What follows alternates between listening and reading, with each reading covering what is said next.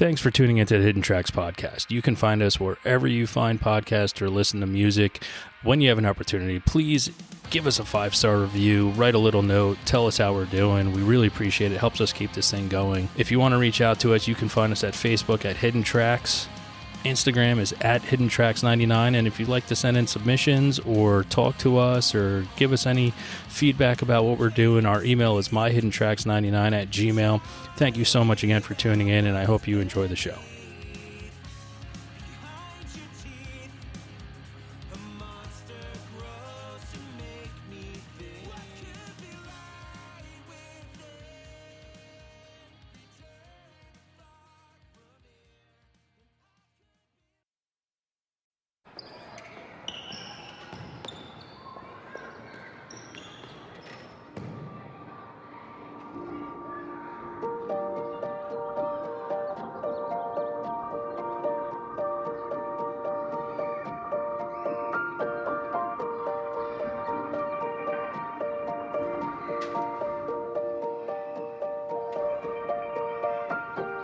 Day by day I pushed you away, still act like I don't know I should change. We go back to first grade, making paper planes, and then time flew by, didn't come back the same. I'm up too late, will I see you again? We both got new friends, doing shit we said we would. New place still up in my head, cause you're the only one that ever understood. I lost the old me, but if you're feeling lonely, we could pick up where we left off.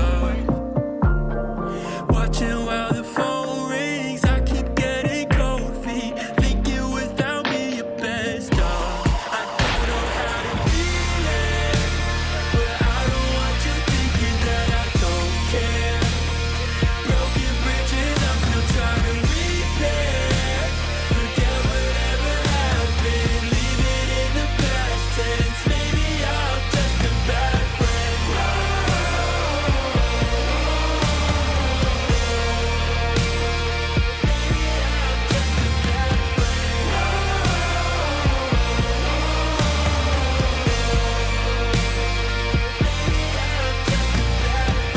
Life goes on and easier to smile through the problems.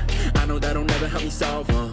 Guess we both got that in common. Can't say that I'm doing my best. I got some issues that I know I need to address, but I confess that I'd rather be stressed than have to tell you about all of the shit in my head. And I might have lost the old me, but if you're feeling lonely, we could pick up where we left off.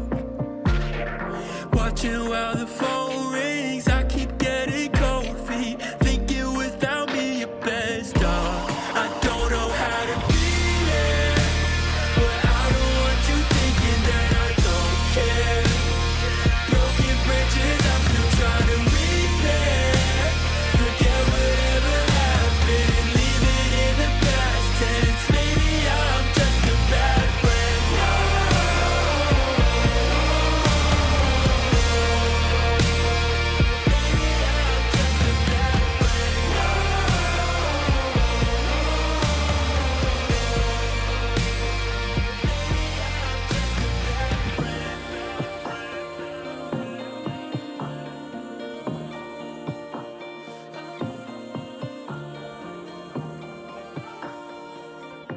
What's up, everybody? Another week, another edition of the show. This week, I have Jonathon Martinez. We will call him John today. I already asked that question.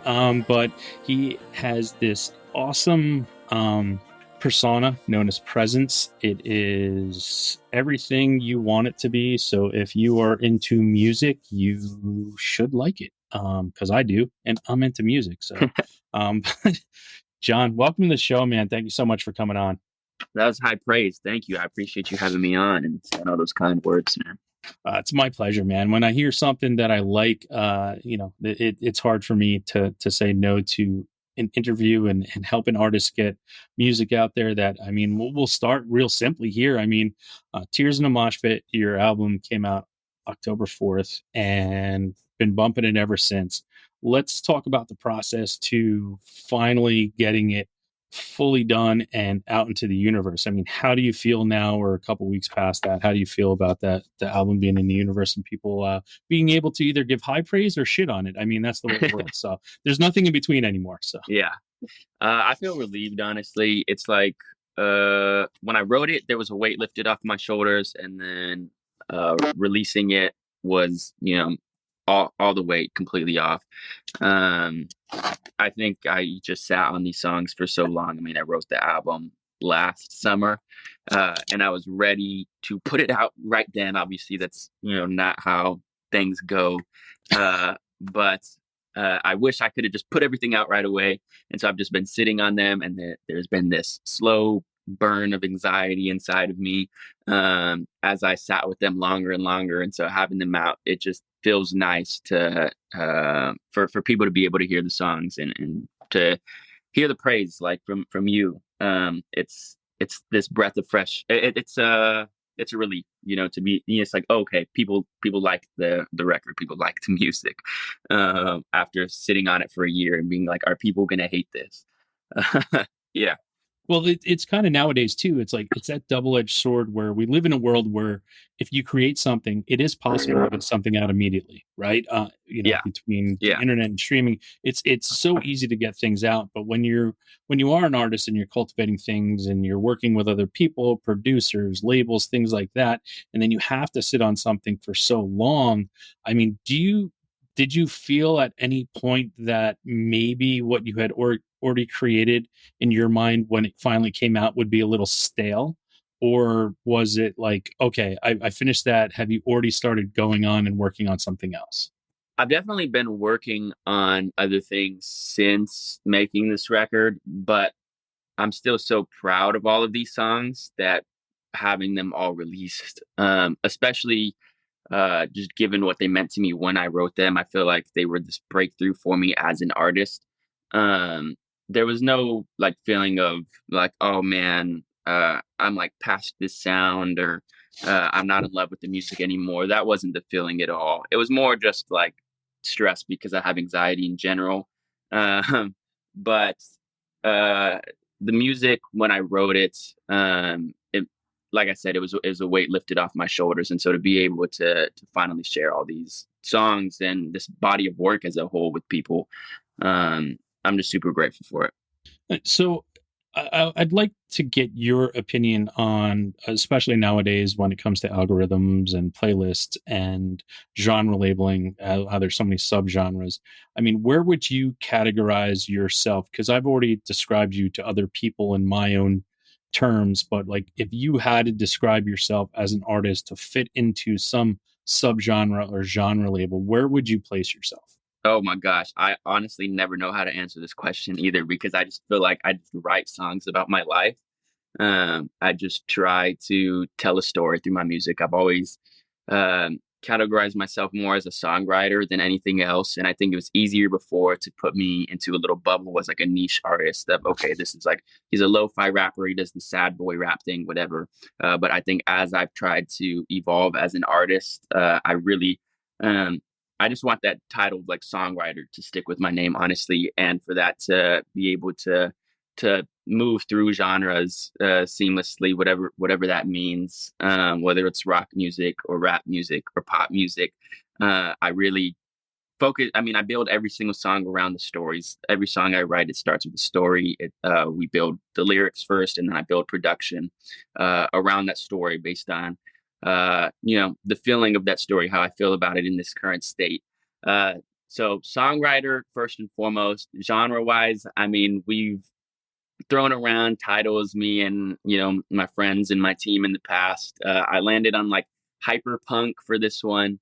You kind of this blend between like hyper pop and punk music, and just really trying new things. But yeah, when you go to it on Apple Music and whatnot, it just says alternative, which I guess that Yeah. works. Yeah, I mean, it's a category where when sometimes I ask people when they a genre where they place them, they're like alternative. I'm like, well, it's a cop out. Like, but Yeah, yeah, but definitely but I understand where that kind of stuff falls in, and I mean, I'll be perfectly honest when it comes to the type of music you've created and I've listened to, it is it.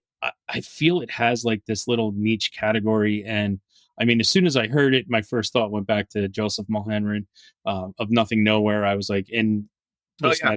that's a high compliment. Personally, just so you understand, coming from me, that was like my first foray into hearing that, and I don't like how you categorize it as like sad boy Yeah, rap. yeah. No, It's I don't like that title yeah, either, honestly. but But and it's really not to me. It really, I feel that to be able to do what you've done correctly and the same thing that Joseph did, but nothing nowhere is, I think it's harder than just writing a fancy pop song or a punk song or anything, or just yeah, a rap song. I mean, I think there's so many categories it can fall into that when I hear it, I've heard other people try to do it, and sometimes it's like nails on a chalkboard.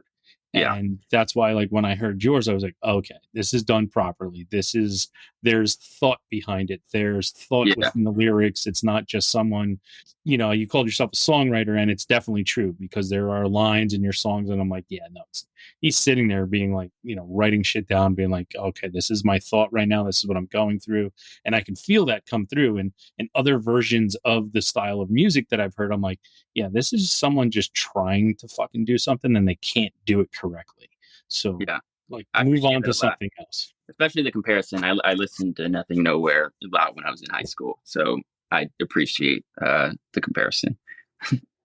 Well, listen, you're along those. You got some fucking hardcore bangers in there, though. So, I mean, I will give you that a little bit of a leg up. I mean, one of my favorite songs is, it's Straight Fire, and I sent it to people. I'm like, all right, like, listen to this song, and you just turn it up to fucking 11, and you'll be fine. Thank you.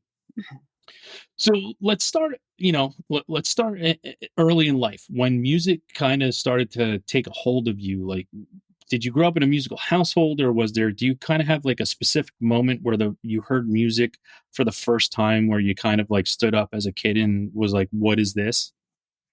Yeah, for me, it was hip hop music I grew up on. My dad just had like binders and binders of CDs that were mostly like rap albums from, the 90s, early 2000s. And so for me, the like first artist that I fell in love with was Biggie Smalls and Notorious B.I.G. So I used to walk around the house, saying like, I love it when you call me Big Papa. To the point that like my aunts and uncles to this day, if they are sending me a birthday text or something, it used to be birthday cards and stuff. It'd be like, like happy birthday, Big Papa, just shit like that. Because that was what I loved when I was literally just a toddler. My parents, my family in general, nobody had experience making music or in the music industry really at all. Uh, so there was no like intrinsic like, oh yeah, this is what I was going to do. It was just I was surrounded by people who enjoyed listening to music, which was obviously a benefit in of itself.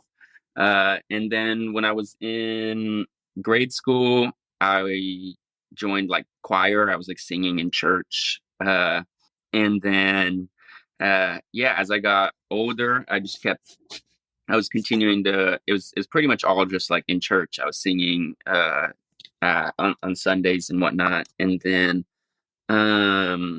as I got to middle school, I started writing my own songs. Had panic attacks from a really really young age, and so my parents had put me in therapy, and my therapist gave me a notebook and was like, write your feelings down. That might help, and did end up helping. I used that notebook as for journal entries and whatnot, and then I just started writing songs in it. I think it just felt natural because I was singing all the time in church on Sundays, anyways. And then yeah, it just came to be that I became a songwriter just by virtue of it helping me. That was really the reason that I um, started writing songs in the beginning, was just because it helped me. It helped release whatever it was that I was feeling in those moments of stress and anxiety and depression and feeling like I wanted to kill myself as a kid.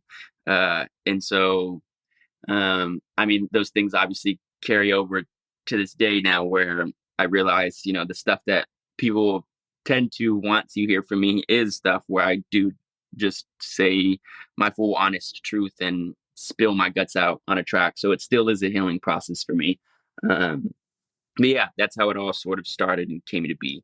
Well, I think, what people kind of take for granted too, especially in when it comes to music and writing songs and everything within the music industry and all the shit that's changed throughout the years. I'm probably old enough.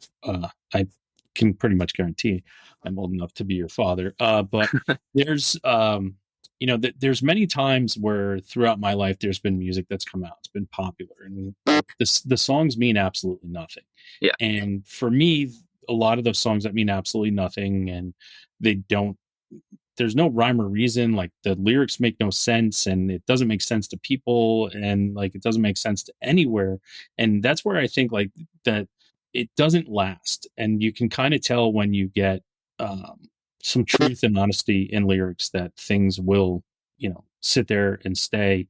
And I think there's some longevity to truth in lyrics and songwriting. I mean, you look at someone like Bob Dylan. He's the only musician who has 3 books in the National Library of Congress, and it's his book of lyrics because they were just poems of what he was feeling and going through in his life, Yeah. and it was truth and honesty. And that's why he's so revered. He wasn't a talented musician, he wasn't a good singer, but his truth and honesty in songwriting was actually what gave him the longevity that he has, not because he was a great artist.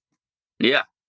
Yeah. And I kind of put myself, I guess, in not in this same boat. I won't be that like Don't do that right now. Don't do that this yeah. soon in life. But uh, but in the similar realm where I didn't grow up like I said, I grew up singing in church, but I didn't grow up a good singer. I was like okay, I just enjoyed doing it, and I wouldn't call myself the most talented uh, instrumentalist.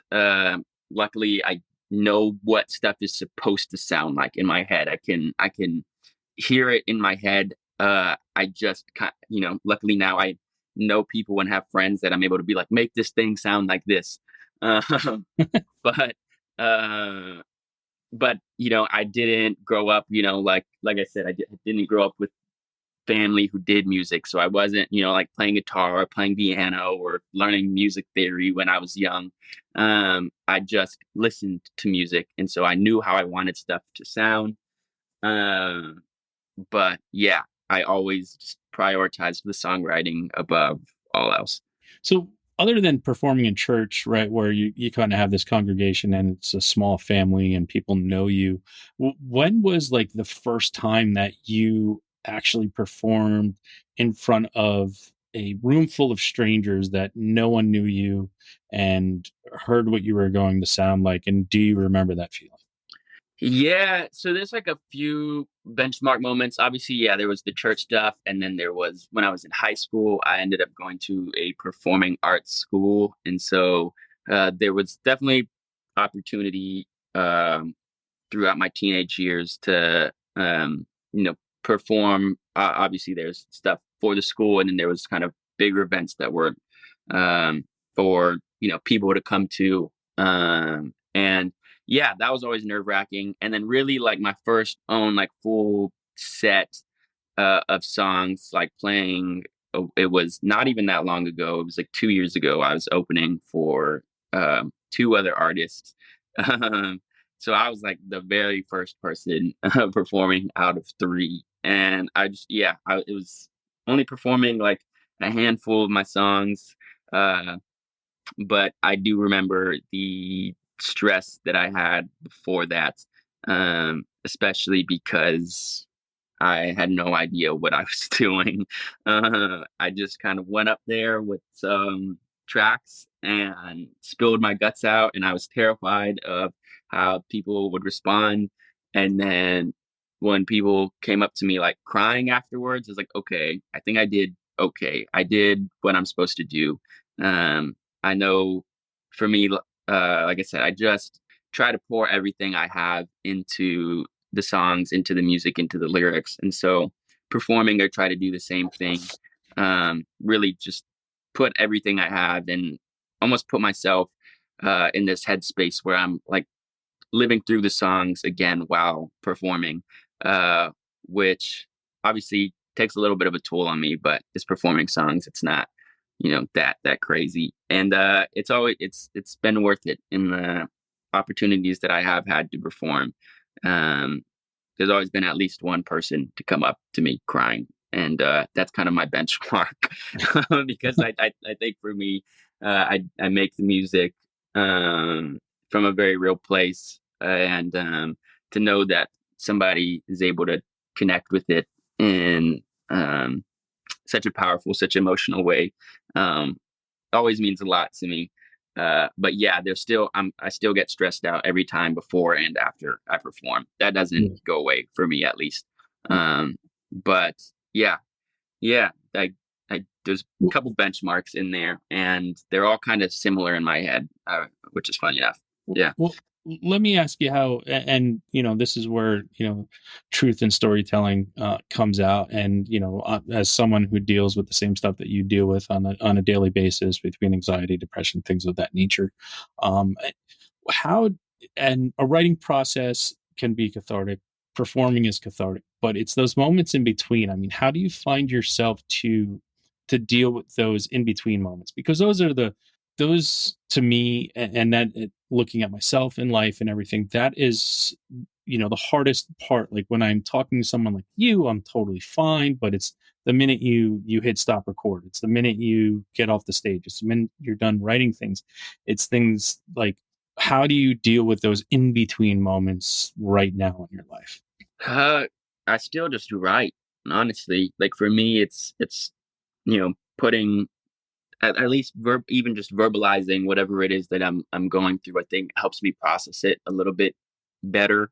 Um, Whether I'm saying it out loud or I'm writing it on a piece of paper or I'm putting it in my notes app, I think just kind of acknowledging where I'm at helps me take a step back and look at what's happening around me through a different lens, as opposed to sort of me just being the one going through it. I'm able to look at my own life through like an outsider's perspective for a second.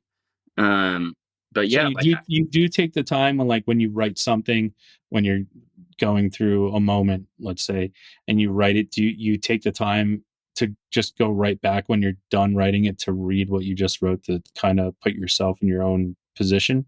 yeah, like so after my first headline show earlier this year, I felt so good before it. I think I was just running on so much adrenaline. I didn't have the opportunity to even be stressed out. I was just, go, go, go, go, go. There's a line of people outside, I have to do this. I have to do this.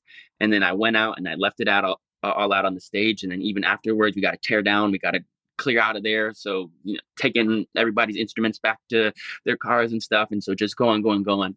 And then it was like that drive to, just drive back afterward, where I sort of like everything kind of sunk in and I just felt this overwhelming amount of stress. And not even like it wasn't even stress that I was able to be like, I don't think people enjoyed the show, because the show already happened. I got to see people after the show. I know people enjoyed the show.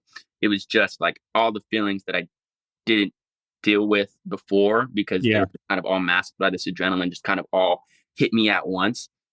And it was this like shock where my body kind of went like completely numb.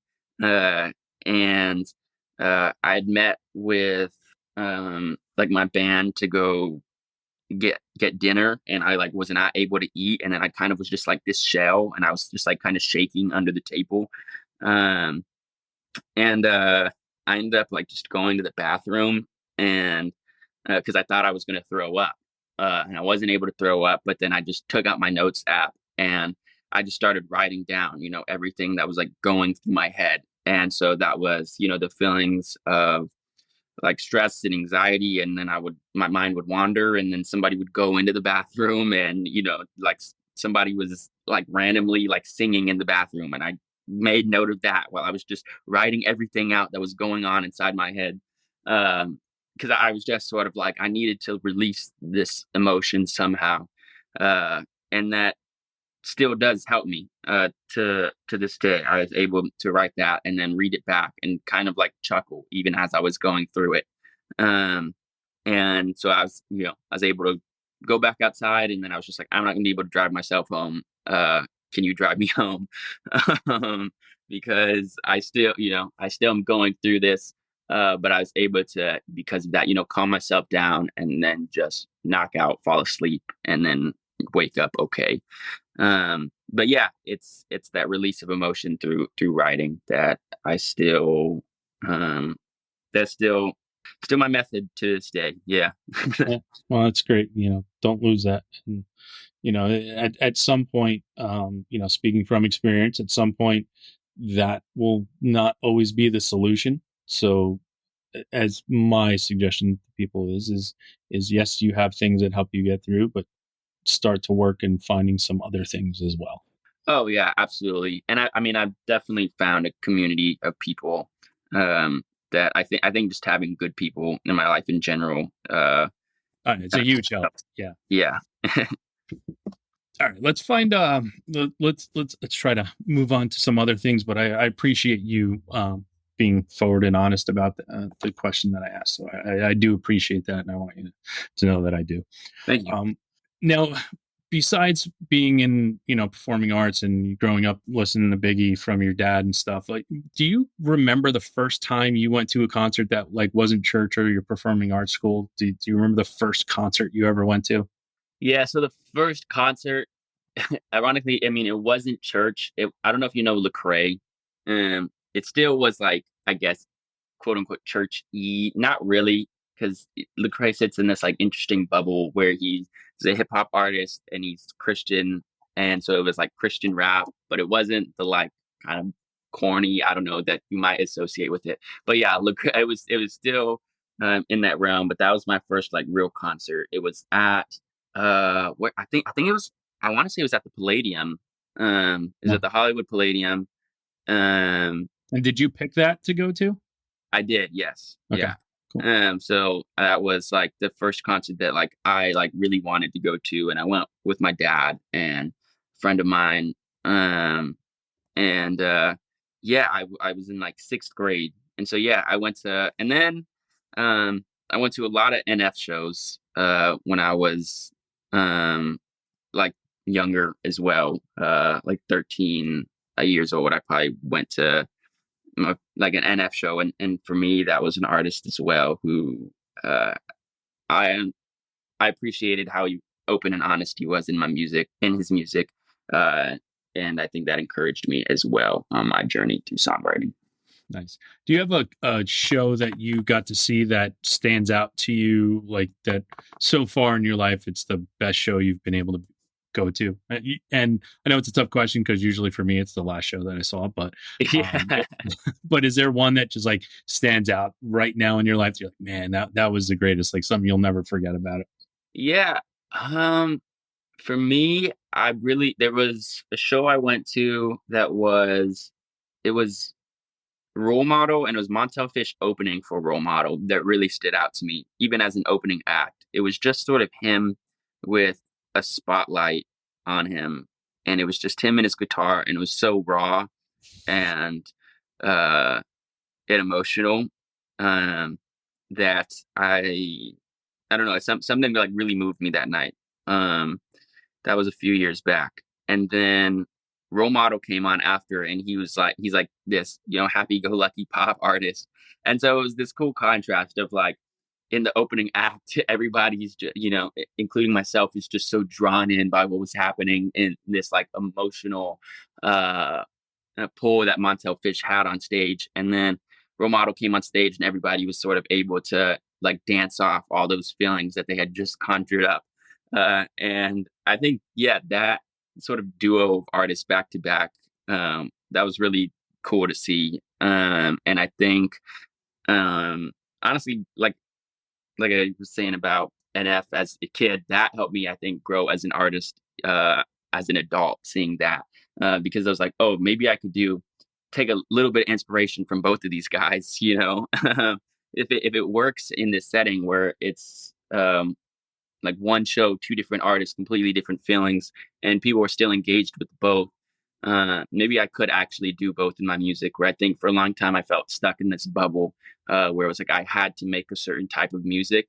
But seeing that, I think, inspired me as well to just keep pushing myself as an artist into trying new things. Well, that's awesome because there is really like the boundaries on artistry are, I try to tell people they're non-existent. Like, Yeah. and when you try to put yourself into this thing that that you think you're supposed to be, you've already failed as an artist. And that's where, sometimes, and that's not always just the artist's fault. That's the people around them as well, and trying to mold and sculpt them into this beautiful, shiny crystal ball, right? And not every artist is like that. And most artists aren't made to be like that. So as long as you can know that there's no boundaries to what it is you can create, I mean, that's half the battle. When you get stuck and be like, well, this is the artist I'm supposed to be, so this is what I have to do, then guess what? Then you're just going to make 5 albums in a row that sound exactly the same. Yeah. You're going to lose people, right? Some of my favorite bands of all time, they've lost me because it's like, I've gotten nothing new from you.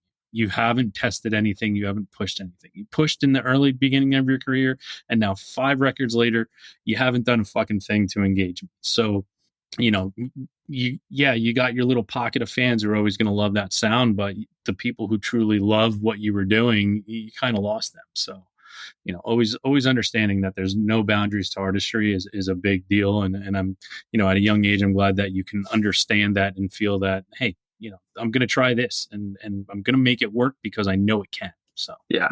Here's a hard one. No one's ever heard your music before. You meet a complete stranger and they say, play me one of your songs. You can only play them one song. What song would you be playing for them? Words I Never Said Right.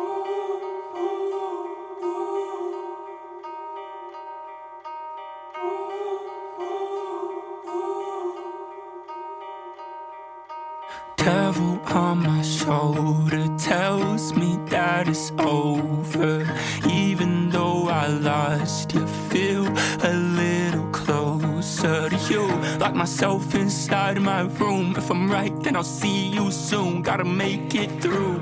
I don't know what to do. If it's not you, tell me who. It's alright, it's alright, it's alright. Forget the words I never said right, said right, said right. And when you're lost, I'll be your headlight, headlight, headlight. I cannot lie to you this time. I just don't care enough tonight. I cannot lie, say I'm fine. At a party with a bottle of whiskey, and I'm thinking about him. Know a lot of them miss me, but I can't go back. We got too much history. Trying to talk to God, wonder if he's listening. I'm lost, don't know where my head is.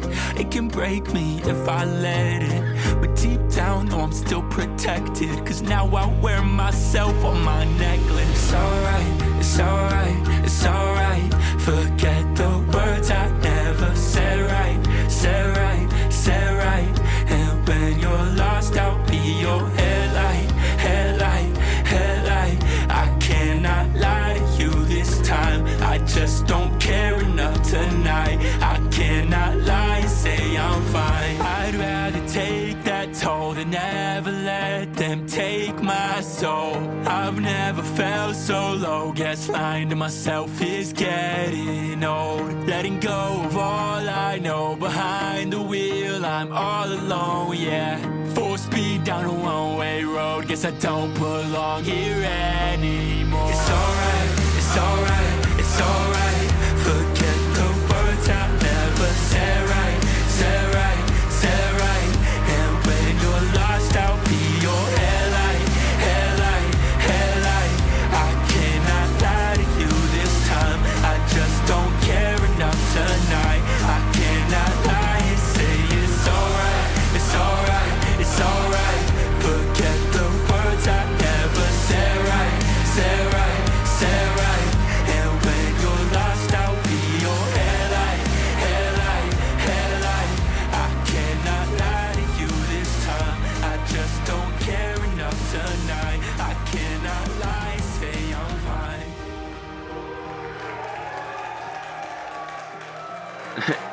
It seems like a So hard question, but I've been in a situation So before. that's the song that I've played for people. I have a star next to it, and I have fire written above it because that's the song that I've played for. I'm like, it's fucking fire, and that's the song where I'd want to get people engaged. But I have a different song that I would play for people to show um your full artistry. Like that's a song that blends everything, and it's a fucking crazy awesome ripper. But the song that I love the most that I play for people is "Till You Don't." Really? Yeah. That's cool to hear. That's cool to hear. I like that was the last song we wrote on the album. That one's really special to me. I think it was this culmination of everything that I felt, beforehand, and I was able to let it out on that song, and that song is really special to me. I actually have my when you hear the Yeah. that was like me, my dad, my producer, uh, my manager, the dude who shoots all my music videos. Like that was just like my team all together on that song. So that's cool. That's the one. That's awesome. Yeah. And so, I mean, when you go to Words I Never Said Right, I don't want you to tell me what the song is about, but why is that the one that you're shooting out to someone right away? I think for like somebody like very, very new, especially if I don't know much about the person, I know the song is, um, I don't want to say like easy to digest. It's not obviously not like just like a super commercial pop song, but I think like people of a lot of different walks of life and appreciations for different genres of music like could appreciate that song. It's also the one that kind of just like sits in my head more than any other song. Like I have memories of just traveling, and that's the one song of mine that I for sure like walk around just like it's all right, it's all right, it's all right. But it's like my own song stuck in my head, which for me is a really special feeling because I know like, oh, okay, I did the thing. Like I wrote I wrote a song that's like good enough that I'm still singing it, after writing it myself and going through the hours and hours of actually making the song. I'm not like tired of the song at all. And Yeah, it has this like slow build. It has this burn. I love the writing on the song. I have some of my favorite lyrics of all time on the song. Like that, some of my favorite lyrics I've written of all time. I'll preface. Like the end of the second verse where I say, um, "Deep down, I'm still protected because now I wear myself on my necklace." Even if nobody else understands like what that means to me, that's like my favorite lyric I've ever written. And so, that song is super special to me. So would you say that's because it can be different, would you say that's your favorite song you've released to date, or is there something else that you would say is your favorite song that you've released? I say that one, and then "Scared of the Fall" is up there as well. I think that song, kind of, I it was the first song we wrote on the record, and so it meant a lot to me, to because I think it helped shape me as an artist moving forward. It helped me understand like what else I was capable of outside of, obviously the bubble that we were talking about before. Where the song starts, like more slow and sad and melancholic and develops into, having this like hyper pop drop with a rap verse. And then at the end, there's this big rock chorus. That song is one of my favorite songs I've ever released. And then, Is that why you placed it first on the album, or? Yeah. Well, so that was like. There's that it was obviously it was the first one we made, and all the things I just said about it. I think storyline wise, it also just kind of worked in the place for the album. It's the song. It's really about the things that happened prior to writing this record that I really hadn't dealt with yet. Something that was like brewing inside me for a long time. And so being able to get that out of my system, I think, allowed me to make the rest of the record and be as honest as I was on it. So yeah. Nice. When you comes to playing a show, do you put a lot of stock into, like, when you come up with your set list and performance, kind of like how when you sit down and put an album together, right? You're trying to tell a story through songs and have a progression of a story that, as I think how albums are supposed to go, you're supposed to have a story from first song to last song. When you come to put a set list together, if you're not being able to play an entire album or everything, do you put stock into telling a story between the songs that you're putting down for a set list, or is it just like, I love this, I like this is going to work well tonight? How do you do that? No, I definitely plan out a storyline, because I also enjoy talking about the songs in between. Um, and even if it's not every song, things go hand in hand with each other. Certain songs have similar themes, but I do enjoy transitioning by sort of talking about, um, maybe something that the previous song was about and how that kind of built into the next part of my life, or, with that being whatever the next song is. So I definitely do plan out a set list the same way that I planned out, this album track list. Natural progression of performing, writing as a storyteller. So Yeah. do you find it hard sometimes to maybe give away some of the secrets about the songs, or is it more cathartic to tell people what the songs are about? Um, I don't. I think it is honestly more cathartic to just kind of tell people. I think people have a different ear when you sort of really understand what went into making the song. I think it goes both ways, though. Obviously, for some people, they enjoy hearing the song and being able to place their own.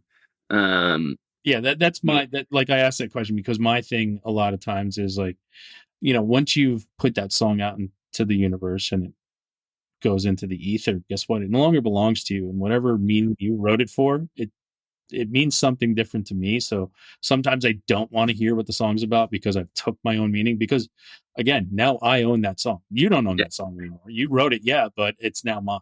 And yeah, I created my own universe around it. So sometimes when I hear people like tell me exactly everything that goes into the song and why they wrote it and what it's about, and I'm just like, I don't want to hear this right now, please. Like, do you find it hard if someone comes at you with that to try to hold back with it, or would you rather just tell everybody what's about?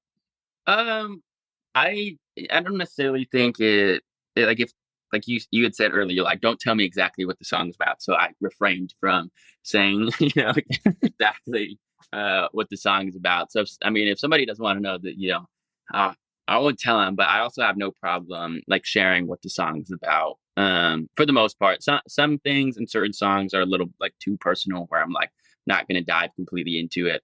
But if somebody wants to know, like, what did you mean by this? For the most part, I'm okay sharing that, because there are certain things in certain songs where they are like so like randomly personal, and that uh, I am glad I put them out in that way, and people were able to be like, "What does this mean?" and attach their own meaning to it. But it also meant something to me when I wrote it, and so if somebody, I do enjoy sharing those tidbits of information with people, because sometimes even those random little quirky things, people are able to be like, "Oh wow, I experienced that myself as well," and you would have no idea.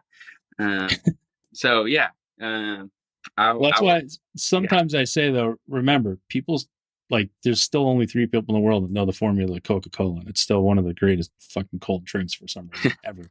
So like, there is that moment too where sometimes like not knowing what goes in the secret sauce is a good thing too, because then people, I think sometimes they try to create and they try to feed off of what you've done by trying to figure it out, and then they can make their own creation off of it. It's not going to be the same. It's not going to be, like Pepsi to me isn't great, but they created a whole nother brand by trying to figure out the formula, right? And that's, I'm using really weird and horrible analogies right now, but that is that's the kind of the way I can describe it. Is sometimes you don't need to let it all go. You can, like, hey, there's 12 seasonings in this recipe. I'm going to give you 8 of them, yeah, and then let the rest sit by, and let them figure it out and come up with their own taste. yeah.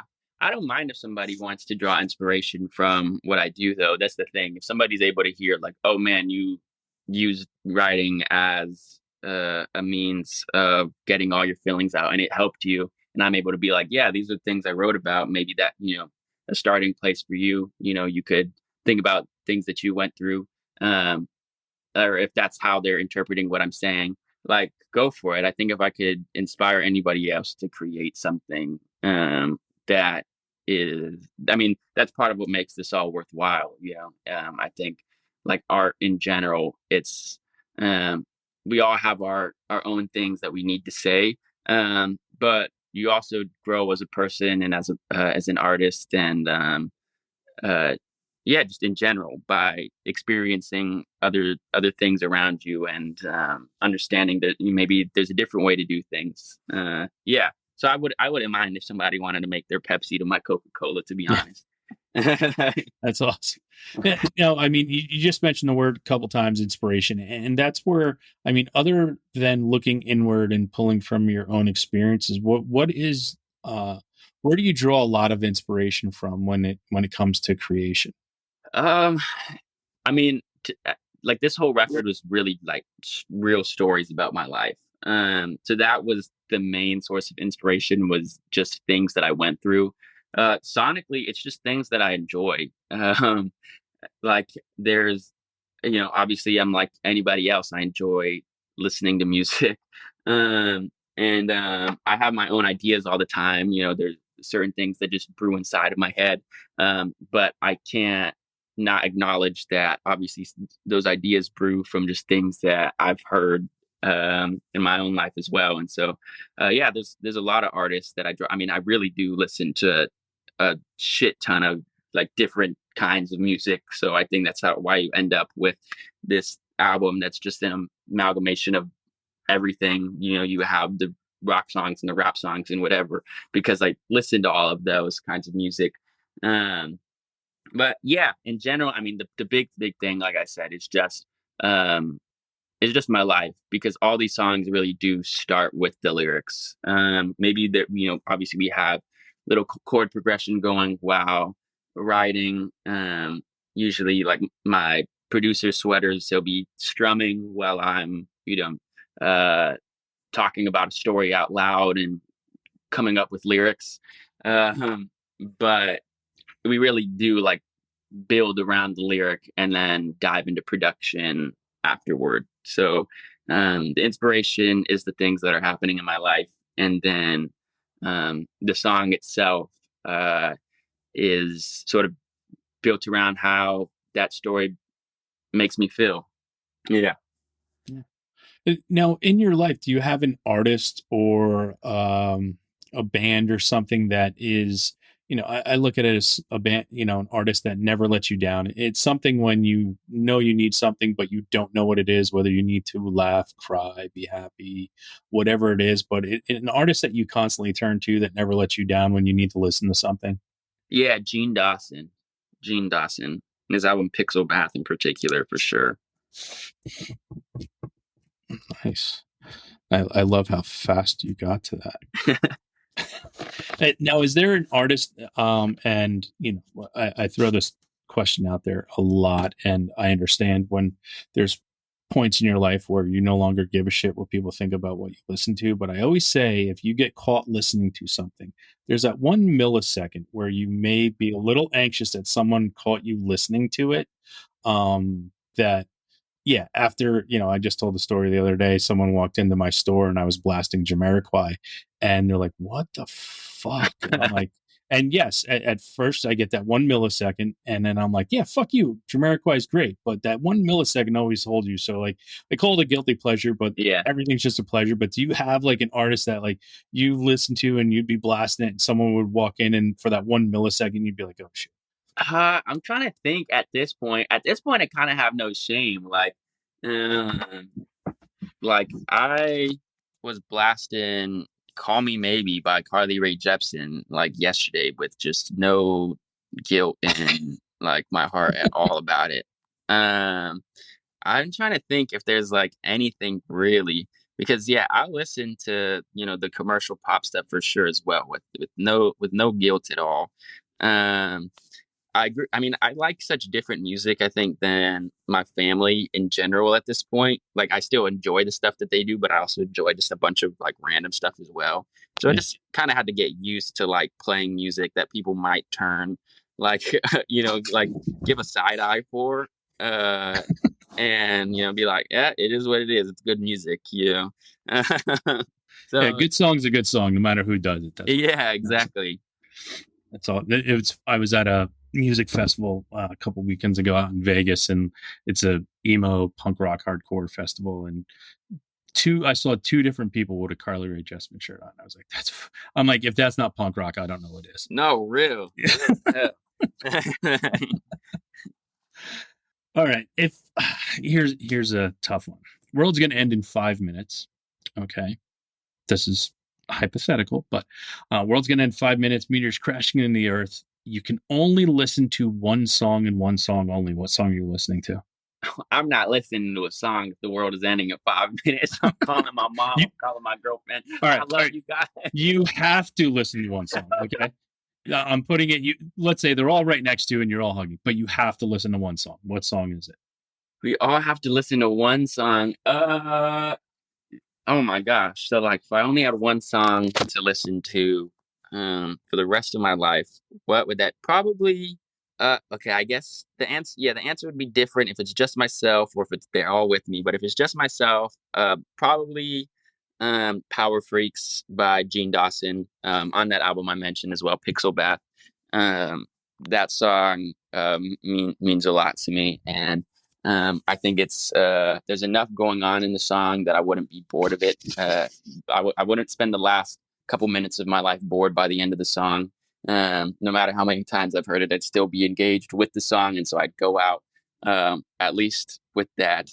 But yeah, I think Power Freaks. There's a line in that song that I love where he just keeps repeating like, "How many times do I have to say we're not enemies?"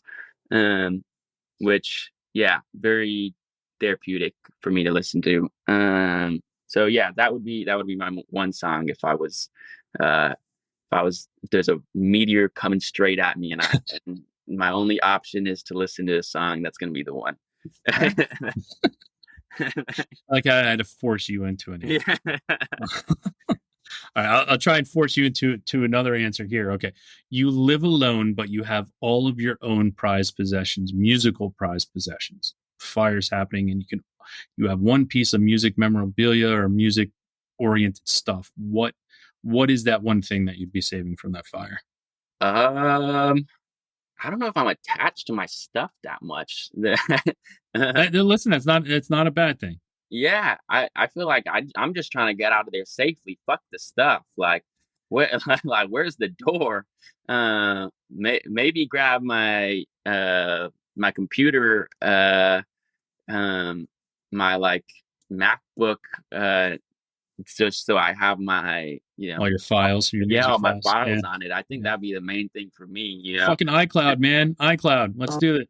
Yeah, exactly. I mean, honestly, that might be fine too, man. Fuck my microphone, man. Fuck all of it, dude. Like, get me out of here safely, bro. All right, I got people who love me, man. I'll allow it. Yeah, I guess I just don't like. I'm not. Yeah, like I said, I'm not too attached to my stuff. Like, I know I definitely have friends who are like huge, like their gear means everything to them, and they have like crazy analog gear and stuff. But for me, yeah, no, I got a lot of people that that they'll pick one of their 18 guitars, and I get it. I have a poster that is just near and dear to my heart, and I'm like, yeah, no, that's what I'm grabbing.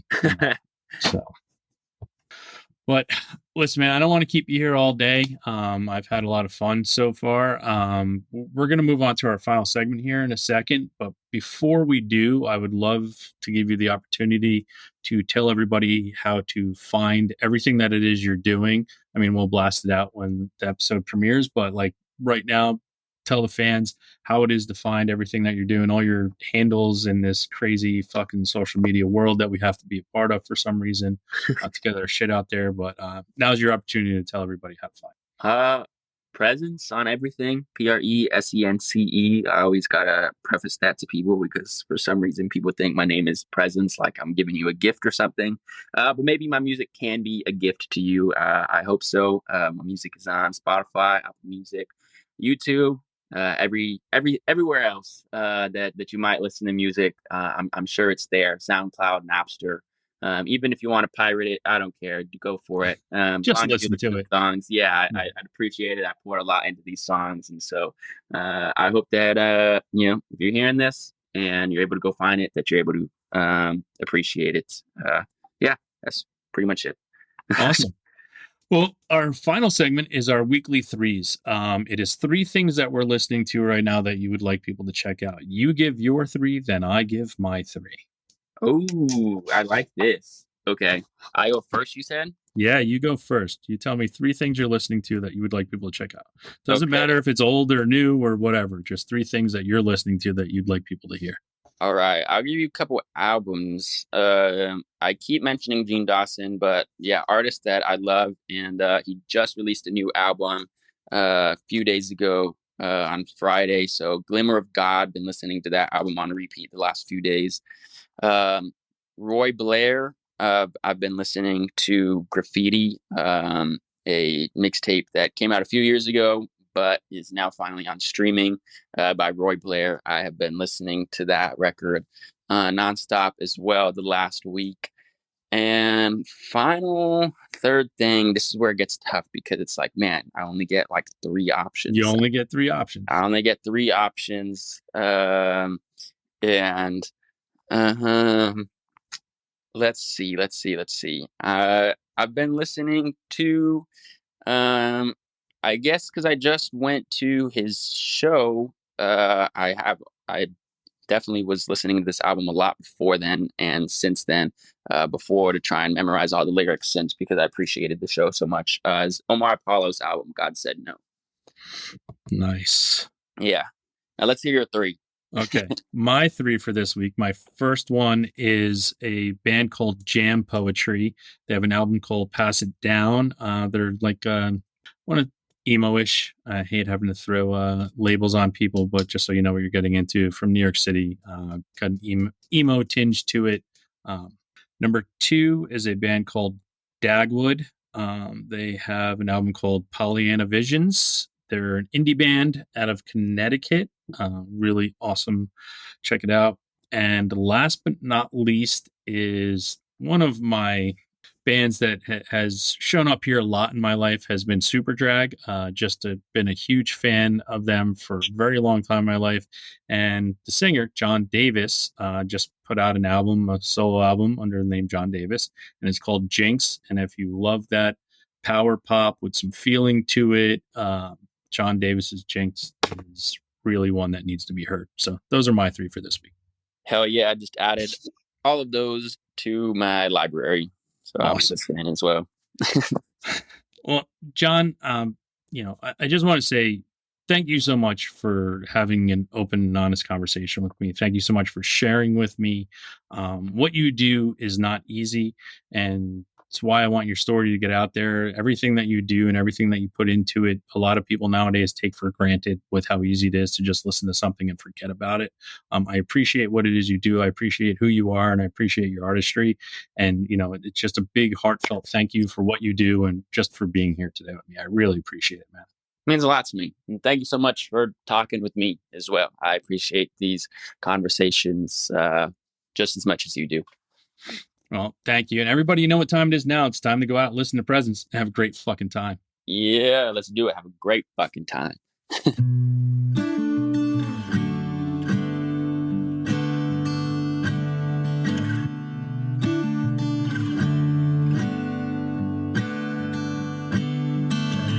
When I think of you, the thought hurts. You're something I run from. Thought you'd shown me from the monsters. Then I saw you become mine. Feels like a part of me is dying. Learning about the demons you're fighting.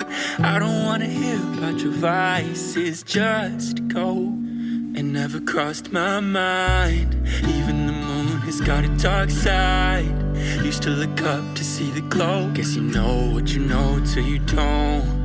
Was it always a show, just a show in my life?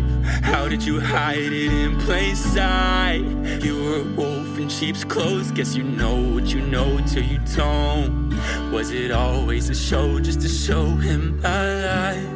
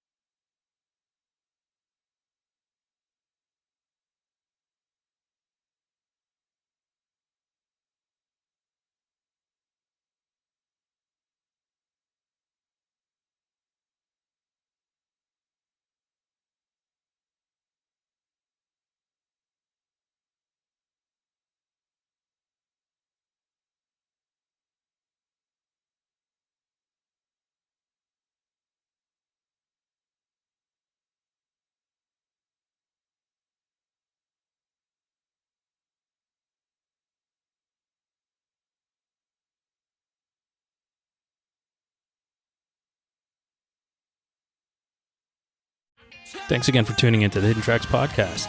We hope you enjoyed this week's show. Don't forget to follow us on Instagram at HiddenTracks99. Also, send all your submissions myhiddentracks99@gmail.com. Tune in next week. You may find your new favorite band, and don't forget to go out and have a great fucking time.